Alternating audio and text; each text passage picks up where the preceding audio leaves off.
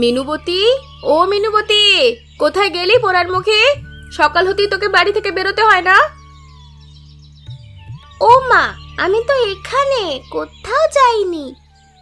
কি করছিস শুনি? ঘুম থেকে উঠে খেলা নিয়ে বসতে হলো? কি করব বলো, সকালে কারোর বাড়িতে গেলে তুমি কথা শোনাও, খেলতে বসলেও কথা শোনাও। ও মা, খুব খিদে পেয়েছে, খেতে দাও না। কি দেবো বলতো, ঘরে তো কিচ্ছু নেই। একটু যা তো মা, নদীর ধার থেকে কটা শাক পাতা তুলে নিয়ে আয়, তাহলে সকালে গরম ভাত আর শাক রাঁধবো। আমি রোজ রোজ শাক তুলতে পারবো না, বাবলুকে পাঠাও আজ। ওই বাঁদরটা যে কোথায় গেল, সকাল থেকে টিকিটাও খুঁজে পাচ্ছি না। যাবে আর কোথায়, ঘোষবাড়ির ছেলেদের সঙ্গে ঢাঙ্গুলি খেলতে গেছে। তাহলে যা তো একবার গিয়ে ওর কানটা ধরে নিয়ে আয়। বেশ, আমি যাচ্ছি। ওই তো বাবলু আসলো। মা, ও মা, আমাকে একটা বাঁশি কিনে দেবে? দাও না একটা বাঁশি কিনে। ও মা, দাও না। বাঁশি? কিসের বাঁশি? ওই একটা কাবুলিওয়ালা এসেছে, ওর থেকে আমার একটা বাঁশি কিনে দেবে? না না, আমার হাতে কোনো পয়সা নেই, আমি কিচ্ছু কিনে দিতে পারবো না এখন। ও মা, আমাকে একটা চুলের কাঁটা কিনে দাও না, চুলগুলো ভালো করে বাঁধতে পারি না। তোর আবদারের শেষ নেই রে মিনু, দেখছিস হাতে টাকা নেই, এখন কি করে আবদার করিস? ঝুড়ি নিয়ে মাঠে যা, যা পারিস তুলে নিয়ে আয়। ও মা, কটা মুড়ি দাও না, খেয়ে যাই। ঘরে কিচ্ছু নেই, তোরা এলে রান্না চড়াবো। ও দিদি, চিপটা নিয়ে যাই, যদি কটা মাছ ধরতে পারি। নিয়ে নে, তুই মাছ ধরবি, আমি শাক তুলবো। বাবলু, ও বাবলু, বাড়ি যাবি না? বেলা যে হলো অনেক। একটা মাছও তো উঠলো না দিদি, খালি হাতে বাড়ি যাব? চল চল, মাছ লাগবে না, এগুলো নিয়ে বাড়ি যাই, এদিকে আমার খুব খিদে পেয়েছে। বেশ, তাই চলো। দিদি, ও দিদি, দেখো তপন দাদা আসছে। আরে তাই তো, ও তপন দাদা, কেমন আছো? কতদিন পর এলে গো তুমি। আমি ভালো আছি, তোদের বাড়ির সবাই কেমন আছে? ভালোই, বাবার কেবল একটু অসুখ করেছে। ঠিক আছে রে, আমার বাড়িতে দুজনে আসিস, তোদের জন্য শহর থেকে চকলেট এনেছি, বুঝলি? হ্যাঁ রে, আমাদের জন্য নিশ্চয়ই অনেক মজার মজার জিনিস এনেছে। হ্যাঁ রে, তপন কখন বাড়ি এলো? কখন আবার, আমরা যখন শাক তুলতে গেলাম তখনই। তোদের যেতে বলেছে? হ্যাঁ, বললে শহর থেকে অনেক চকলেট এনেছে। তাহলে যা একবার, আর গিয়ে তোর বাবার কথাটাও বলিস, এই শীতে বড্ড কষ্ট করছে লোকটা, যদি ওর পুরনো কোনো কাপড় থাকে তাহলে দিতে। আমি ওসব চাইতে পারবো না, আমার খুব লজ্জা করে। আলো মরণ, গরিবের মেয়েরা তো লজ্জা কিসের শুনি? ভাত জোটে না দুবেলা, তার আবার লজ্জা? এভাবে বলবে না মা, আমিও তো কাজ করি, বসে বসে তো অন্ন ধ্বংস করছি না। শোনো মেয়ের কথা, জবাব একেবারে তৈরি থাকে। কি এমন কাজটা করো শুনি, সব কাজ তোমাকে একাই করতে হয়? গিন্নি, আরে ও গিন্নি, আমি কাজে যাচ্ছি। সে কি গো, এই শরীর নিয়ে তুমি বেরোচ্ছ? আজকের দিনটা বিশ্রাম নিলে হতো না? আজকে বিশ্রাম নিলে কালকে যে সুস্থ হব তার কি নিশ্চয়তা আছে গিন্নি? আমার জীবন এভাবেই যাবে। হ্যাঁ গো, ফিরবার সময় একবার হাট হয়ে এসো, ঘরে একটুও চাল নেই। সে নিয়ে আসবো ক্ষণ। তেল আর নুনও লাগবে, তরকারিও কিছু নেই। আচ্ছা আচ্ছা, যা পারবো নিয়ে আসবো ক্ষণ। ও বাবা, আমার জন্য এক শিশি আলতা নিয়ে এসো না, কতদিন পায়ে আলতা পরি না। ধারে মেয়ের কথা শোনো, বলি তোর আলতা দেওয়ার বয়স আছে লো ছুরি, যত বড় হচ্ছিস তত অবুঝ হচ্ছিস। আহ গিন্নি, খেতে বসে মারতে নেই, আমি যা যা পারবো নিয়ে আসবো, তোমাকে চিন্তা করতে হবে না, তুমি চিন্তা করো না।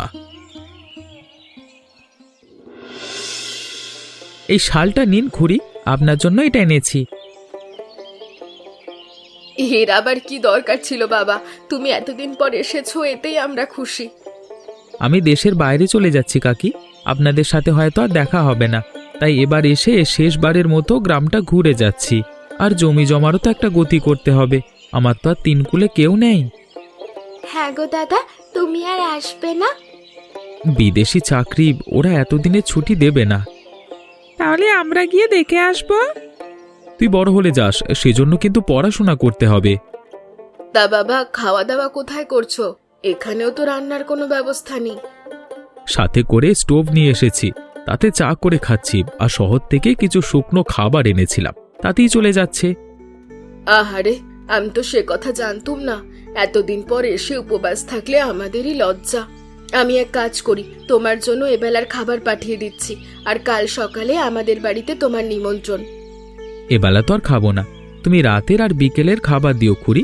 আর কালকে একটু শহরে যেতে হবে, জমি জমা কিছু বিক্রি করে দেব ভাবছি। তুমি খেয়ে তারপর যেও বাবা। আমি তবে এখন যাই। চল মিনু।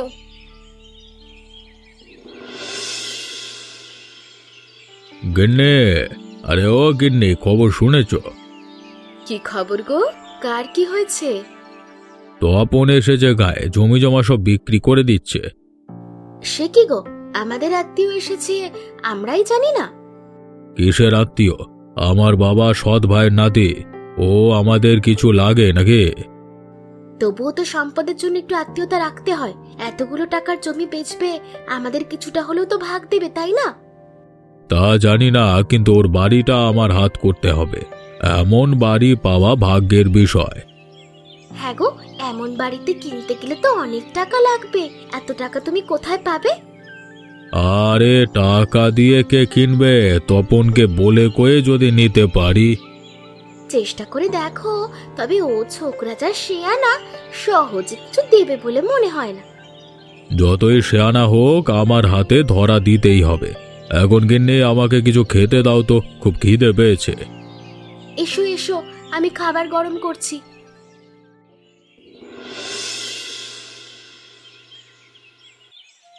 ওমা, তোমার রান্না কত দূর? তপন দাদাকে খাবার দিয়ে আসতে হবে যে। এই তো বাবা, হয়ে এসছে। এখন কেবল খাবার সাজিয়ে দেব। কি কি দিচ্ছ গো মা? ঘরে তো কিছু নেই বাবা। গরম ভাত, সকালের শাক, কুমড়ো ফুলের বড়া আর একটু দই দিচ্ছি। বেশ বেশ, তাতেই হয়ে যাবে। তা আমাকে খেতে দেবে না? দিব বাবা, দিব। ওকে খাবারটা দিয়েই তারপর তোদের খেতে দেব। মিনু, নে তো মা, এই থালাটা তপনকে গিয়ে দিয়ে আয়। আমাকে একা যেতে হবে মা? কেন?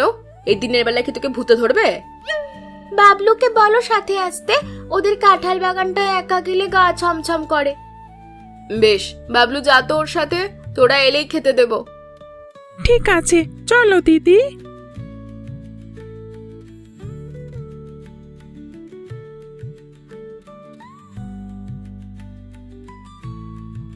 গিন্নি, আরে ও গিন্নি, এই নাও তোমার বাজার।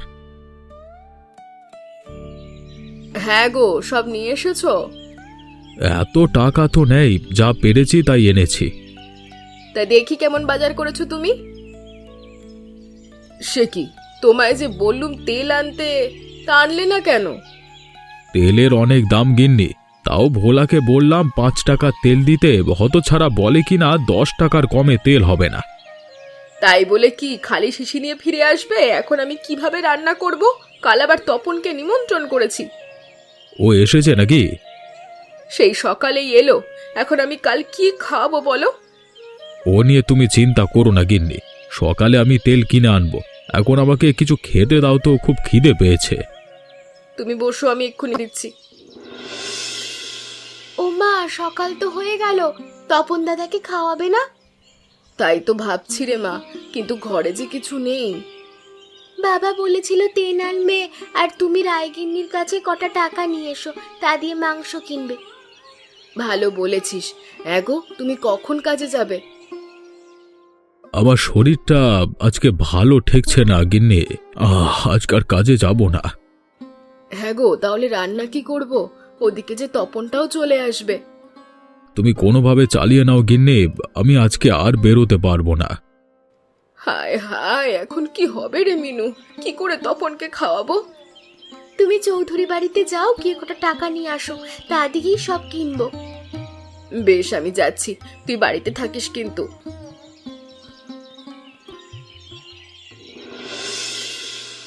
টাকা? টাকা দিয়ে কি করবে গো?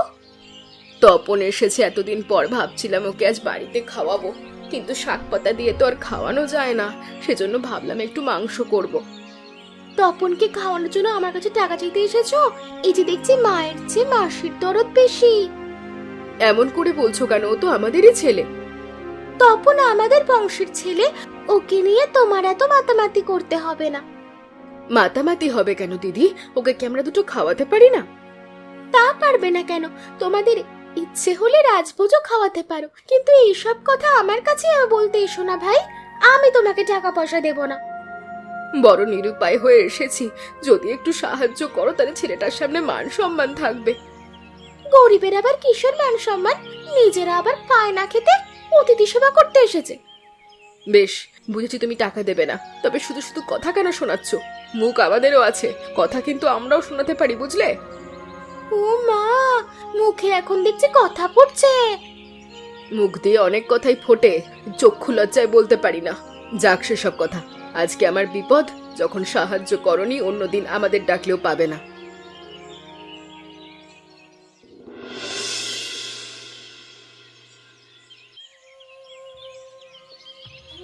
কি চৌধুরী গিন্নি, তোমায় খালি হাতে ফিরিয়ে দিয়েছে?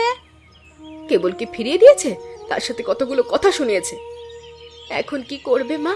তপন দাদা যে দুপুরেই খেতে আসবে। কি করব বুঝতে পারছি না, আমার মাথায় তো আকাশ ভেঙে পড়ছে। ও মা, পেয়েছি। কি পেলি রে মিনু? ওই দেখো মুরগির ছানা, ওখান থেকে একটা ধরে আনবো? কিন্তু ওগুলো তো তুই শখ করে পুষেছিলি। বিপদের দিনে তো কাজে লাগবে বলেই পুষেছিলাম। আর মা, মুরগিটা ডিম পাড়ছে, কদিন পর ওগুলো থেকে আবার বাচ্চা ফুটবে। মাংসের ব্যবস্থা তো হলো, কিন্তু এখন রান্না করব কি দিয়ে? তেলও তো নেই। তেল নেই তো কি হয়েছে, সর্ষে দিয়ে রান্না করব। সর্ষে দিয়ে মুরগি? এমন কথা তো শুনিনি জীবনে। সর্ষের তেল দিয়ে যদি রান্না হয় তবে সর্ষে দিয়ে রান্না কেন হবে না? তাছাড়া তুমি খুব ভালোই তো রান্না জানো, এ তরকারি তোমার হাতে খুব ভালো হবে। বেশ, তুই যখন বলছিস তাই হবে। এক কাজ কর তো, ঘরে তো সর্ষে নেই, গয়া বেশির বাড়ি থেকে কটা সর্ষে নিয়ে আয়। ঠিক আছে মা, আমি ভাতগুলো চড়িয়ে এক্ষুনি যাচ্ছি।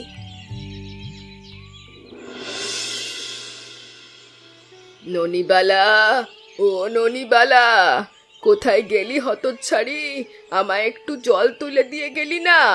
ননিবালা, ও ননিবালা, দেখো দেখো মেয়েটা যে কই গেল। এখন আমি স্নানটা করব কি করে? ওদিকে আবার বেলাও পড়ছে।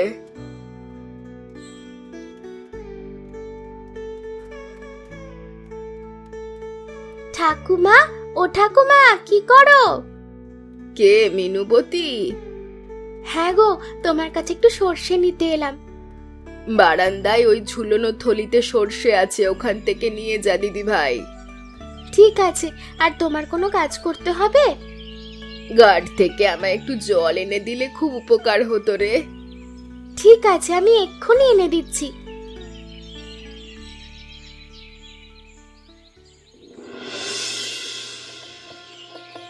দে তো মা, সর্ষে বাটাটা দে। তরকারিটা হয়ে এসেছে, এখন বাকি সর্ষেটা দিতে হবে। এই নাও মা। আহ, কি সুগন্ধ বেরোচ্ছে রে, তরকারিটা খুব ভালো হবে। আমার খুব খিদে পেয়েছে, কখন খাবো মা? একটু পর তো তপন দাদা আসবে, তখন সবাইকে খেতে দেব। খুড়িমা, ও খুড়িমা, ঘরে আছো? হ্যাঁ বাবা, আমি ঘরেই আছি, তুমি একটু বসো। যা তো ননি, পাটিটা পেতে দে। যাচ্ছি মা।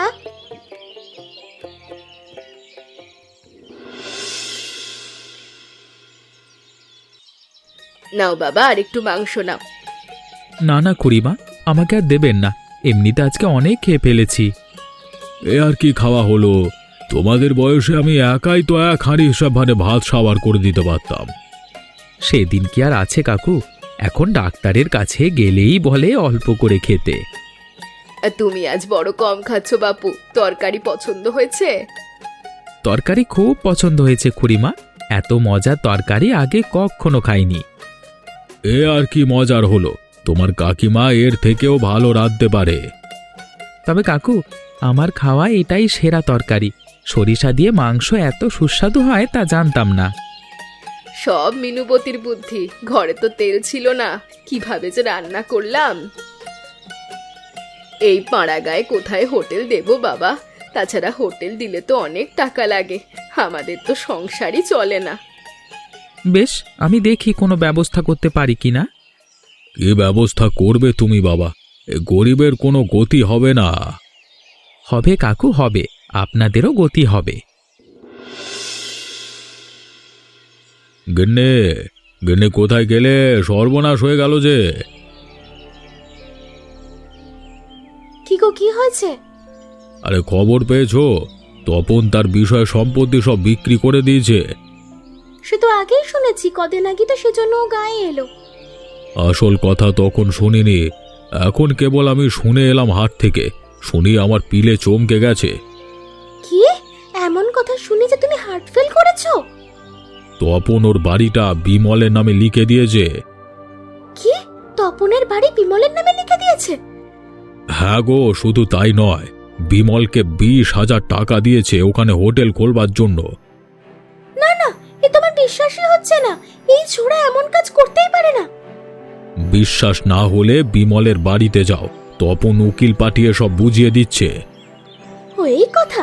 জয়া সেদিন তাহলে আমার কাছে এজন্য টাকা চাইতে এসেছিল? ওই সর্ষে মুরগি খাইয়ে ছেলের মন গলিয়েছে। তুমিও খাওয়ালে না গিন্নে? খাওয়ালে ওর বাড়িটা পেতাম। আরে আমি কি তখন জানতাম ওকে খাওয়ালে বাড়ি লিখে দেবে?